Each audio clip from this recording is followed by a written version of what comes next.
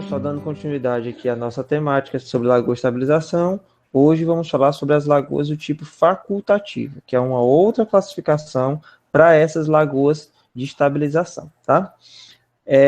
As lagoas facultativas, na verdade, elas podem se enquadrar de duas formas. Ela pode ser uma lagoa primária, quando ela receber o esgoto bruto, tá, o efluente bruto, ou seja, o esgoto, o efluente não passou por nenhuma lagoa antes de passar por ela. Então, se ela é a primeira lagoa da série, a primeira lagoa da minha estação, então ela é dita lagoa primária, certo? E assim vai receber o esgoto bruto. É o caso aqui, ó. Ah, professor, mas aí tem duas lagoas. Tem, mas são duas lagoas facultativas, porque elas estão ligadas em paralelo. O esgoto que passa por esta lagoa, ele não passa por esta outra lagoa aqui, certo? Então, é um sistema ligado em paralelo. Então, é uma única lagoa que esse esgoto vai passar, certo? Então, é uma lagoa primária. E a lagoa facultativa também pode ser uma lagoa secundária. E ela vai se enquadrar dessa forma quando ela receber o efluente de uma outra lagoa que esteja a montante dela, ou seja, antes dessa lagoa facultativa. É muito comum, é usual que seja uma lagoa do tipo anaeróbica, que é justamente aquele sistema australiano, como eu mostrei para vocês anteriormente, certo? Então, o efluente passa por uma lagoa anaeróbica e depois vai passar para a lagoa facultativa. Neste caso, é uma lagoa do tipo secundária. É comum, pessoal, é normal, né, é usual que a gente tenha também no lugar da lagoa anaeróbica, um reator WASB, que ele também vai ter, evidentemente, o papel, a função similar à da lagoa anaeróbica, tá? Então, neste caso, se o efluente passa por um reator anaeróbico de fluxo ascendente, só relembrando, tá? Esse reator WASB é a mesma coisa do reator anaeróbico de fluxo ascendente. Essa sigla WASB é porque vem do inglês, tá? Que aqui seria reator Rafa, mas pouquíssimas pessoas conhecem dessa forma tecnicamente. Tá? Ele é muito mais conhecido como reator WASB. Então, se o efluente passa anteriormente por uma lagoa anaeróbica ou um reator anaeróbico de fluxo ascendente para depois passar para a lagoa facultativa, essa lagoa facultativa será do tipo secundário, tá? E como são esses processos que acontecem dentro dessa lagoa facultativa? Que outras características a gente tem nesta lagoa facultativa? Na lagoa facultativa acontecem basicamente dois processos, tá? Que é o processo de respiração e o processo de fotossíntese, certo? Para a fotossíntese poder ocorrer, é necessário essa energia aqui, ó, que é justamente a radiação solar. É a força motriz, é o que vai gerar tudo que é necessário para acontecerem os processos dentro da lagoa facultativa, tá? E aí, evidentemente, essa lagoa facultativa, por ter essa radiação solar entrando na coluna d'água, tá? Ela vai ter três zonas. Uma zona dita zona aeróbica, tá? Ou aeróbia, que é a zona onde a gente vai ter a presença de oxigênio. Uma zona facultativa, tá? Que é uma zona onde a gente vai ter ou não presença de oxigênio, ou então pode ser concentrações baixas de oxigênio. E uma terceira zona, que é justamente aqui, ó, na camada de lodo, tá? E aí tudo que ficar recoberto aqui, evidentemente, vai ser uma zona anaeróbica. Esta zona aqui vai se comportar como uma lagoa anaeróbica, pode, por assim se dizer, tá? E aí, evidentemente, toda essa DBO vai sendo tratada neste ambiente, certo?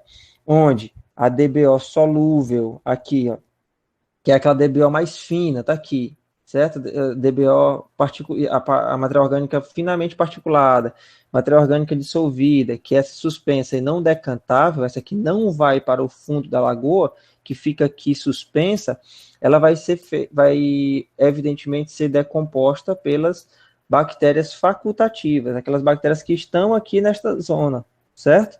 Da presença em baixos traços, em pequenas quantidades de oxigênio, tá?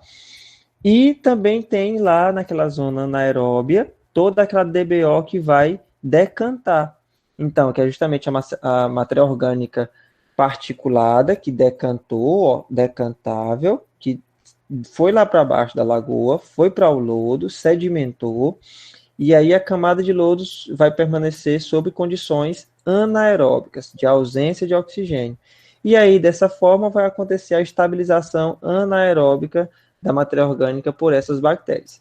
Então, neste tipo de lagoa, nós temos as duas formas de decomposição de matéria orgânica e estabilização, evidentemente, de matéria orgânica. Tanto a forma aeróbica quanto a forma anaeróbica. E isso se dá por conta justamente destes dois processos aqui, ó, onde a gente vai ter o processo de respiração, tá? E o processo de fotossíntese. A respiração vai ser realizada pelas bactérias que estão presentes na coluna d'água e a fotossíntese vai ser realizada pelas algas que também vão estar dispostas na coluna de efluente, tá? E olha aí, esses dois processos mais explicados de forma mais detalhada, certo? Então, como vocês já viram anteriormente, a gente tem nos vegetais uma organela citoplasmática que chama cloroplasto, tá? E aí, este cloroplasto, sendo excitado pela radiação solar, ele vai poder fazer a fotossíntese, certo? Isso, evidentemente, na presença de água e de gás carbônico. E aí, nesse caso, o gás carbônico ele entra como produto, como reagente, tá? Na reação de fotossíntese. Se ele entra como reagente, ele vai ser consumido. E quanto mais fotossíntese ocorrer, mais consumo de gás carbônico também ocorrerá. E, evidentemente, como o oxigênio ele é produzido, tá aqui, ó, reação de fotossíntese, saindo aqui a molécula de oxigênio. Como este oxigênio ele é produzido, quanto mais fotossíntese ocorrer, maior também serão as concentrações de oxigênio. Vale lembrar a observação aqui que eu coloquei, ó, as algas também consomem oxigênio. A própria fotossíntese existe uma fase escura, pessoal. E aí, durante essa fase escura, há o consumo de oxigênio. Entretanto, olha só, a produção durante a fase clara de oxigênio é cerca de 15 vezes superior ao consumo durante a fase escura. Então, em um balanço de produção e consumo de oxigênio, evidentemente, a fotossíntese ela é uma reação que vai contribuir significativamente para a produção, para o aumento da concentração de oxigênio e redução da concentração de dióxido de carbono. E o outro processo aqui que é a respiração, que os organismos eles têm, tá? Os não vegetais, tá? Eles têm as mitocôndrias como organela citoplasmática responsável pela respiração celular, certo? Então, essa respiração celular, ela vai fazer justamente o contrário da fotossíntese no que diz respeito a concentrações de dióxido de carbono e oxigênio. Então, o que seria isso? Ela vai produzir dióxido de carbono e vai consumir o oxigênio, tá? Então, de certa forma, é necessário que esse equilíbrio aconteça justamente porque eu preciso do oxigênio, evidentemente, para poder aumentar a qualidade do meu efluente e para poder as bactérias utilizarem esse oxigênio para poder estabilizar a matéria orgânica, justamente nessa trocazinha que eu mostrei para vocês aqui anteriormente. Ó. Então, é necessário eu ter as algas e as bactérias. As algas para poder produzir o oxigênio que será consumido pelas bactérias na decomposição da matéria orgânica. Tá? Então, é extremamente necessário que esse tipo de lagoa seja preconizado, né, seja utilizado para que a gente tenha essa estabilização da matéria orgânica com elevada eficiência. Então, esses processos, evidentemente, eles vão ter algum tipo de impacto no balanço de oxigênio dissolvido, tá? Então, a respiração aeróbica, por exemplo, como eu acabei de mostrar para vocês, ela vai proporcionar um decréscimo no oxigênio dissolvido, justamente porque ela vai consumir o oxigênio dissolvido.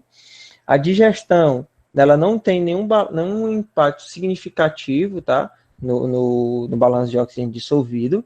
A fotossíntese, ela vai ter um acréscimo do oxigênio dissolvido, por motivos que eu já expliquei para vocês, está na própria reação de fotossíntese, eu tenho uma produção de oxigênio. A nitrificação, que pode ocorrer de acordo com a quantidade de compostos nitrogenados que eu tenho no meu efluente, ela vai proporcionar o decréscimo de oxigênio dissolvido. E aí, ó, vem o fator da reaeração atmosférica, que é essa troca gasosa que acontece aqui, ó, entre a lâmina, né, do efluente que está na lagoa e a própria atmosfera. Existem essas trocas gasosas, tá? Então, isso também deve ser considerado. E essa reaeração atmosférica, ela vai proporcionar o acréscimo de oxigênio dissolvido na coluna d'água. Lembra que eu falei para vocês lá na lagoa anaeróbica que a camada de escuma, ela evita que aconteça essa reaeração. E lá eu necessito de condições anaeróbicas, então essa reaeração, ela é desvantajosa. Aqui não. Aqui ela passa a ser vantajosa, porque eu preciso de oxigênio dissolvido na coluna de efluente.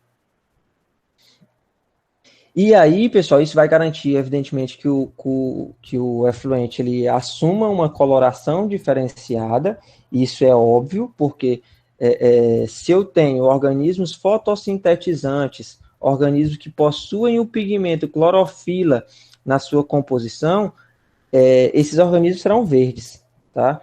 E a água, o efluente, na verdade, com grandes concentrações desses organismos, também vai assumir essa coloração. Então, ele vai ficar um tanto quanto esverdeado. A concentração de algas depende muito da carga orgânica e da temperatura, mas, usualmente, está na faixa de 500 a 20 microgramas de clorofila A por litro. Então, é algo que dá até para a gente fazer uma estimativa de concentração dessas microalgas. Se o efluente estiver muito transparente, significa, pessoal, que a gente tem poucas algas no efluente. E isso é ruim até. Eu não estou tendo produção de oxigênio suficiente para a decomposição daquela matéria orgânica, tá? Aqui tem algumas algas, tá? Microalgas, na verdade, que são tipicamente encontradas nessas lagoas facultativas, certo? Eu não sei se vocês tiveram a oportunidade de conhecer essas algas na disciplina de ecologia aquática, mas é possível, inclusive, a partir de coletas, a gente visualizar de fato essas algas, tá? A partir de coleta e levar no microscópio. Então, a gente tem clamidomonas aqui, chlorella, euglena, né, que são algas euglenofícias, e aqui as algas do tipo Cynedesmus. Elas podem, inclusive, pessoal, servir como bioindicadores, né, ela indicar o estado trófico que eu tenho no ambiente, tá? Influência de fatores ambientais, então, assim como nas lagoas anaeróbicas, aqui na lagoa facultativa a gente também tem influência de fatores ambientais, e 3 deles são os principais: radiação solar, temperatura e vento. Radiação solar por 2 motivos, né? Primeiro, pela velocidade da fotossíntese. Na reação de fotossíntese é necessário eu ter luz, é necessário eu ter radiação solar. E o segundo motivo é que a radiação solar está diretamente ligada com a temperatura, que por sua vez vai influenciar também na velocidade da fotossíntese, por causa daquilo que eu tinha comentado com vocês anteriormente, tá? A velocidade do metabolismo das bactérias, certo? E das algas, evidentemente. A taxa de decomposição bacteriana, por causa do metabolismo. Solubilidade e transferência de gases, tá? O coeficiente de solubilidade, a capacidade que as substâncias têm de dissolver algo, ela é proporcional à temperatura, tá? Então, existe essa relação entre temperatura e o coeficiente de solubilidade, a capacidade que as substâncias têm de dissolver solutos, tá? Condições de mistura também vai ser influenciado significativamente pela temperatura. E já eu vou mostrar para vocês quais são esses modelos hidráulicos, quais são essas misturas, essas condições, tá? O vento, evidentemente, vai modificar nas condições de mistura, porque ele vai revolver aquela camada superficial do efluente, vai mexer, e ao mexer, evidentemente, ele vai estar modificando a mistura que acontece dentro da camada, dentro da coluna de efluentes. E a reação à reaeração atmosférica. certo? Que aqui, ó, ela tem pouca importância no balanço de oxigênio dissolvido, mas a gente já viu anteriormente que ela contribui positivamente. Pode ser em quantidades um tanto quanto baixas, mas contribui positivamente. E neste caso, onde a gente quer concentrações de oxigênio dissolvido alta, as ajudas que tiver neste sentido são favoráveis. Outro fator extremamente que é extremamente influenciado, né, influenciável, na verdade, que é a temperatura, ela vai influenciar tão significativamente que ela vai modificar a forma como a lagoa deve ser construída. Por exemplo, eu comentei já com você anteriormente que essas lagoas elas são um tanto quanto mais rasas em comparação com as anaeróbicas. As anaeróbicas podem ter até 4,5, 5 metros de profundidade.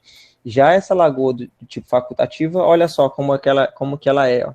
Ela pode ter de 1 a 1,5 metro de profundidade apenas, com efluentes na faixa de 50 a 70 miligramas por litro de DBO. Tá? O recomendado é de 1,5 a 2 metros, e o usual é esse aqui, ó, 1,8.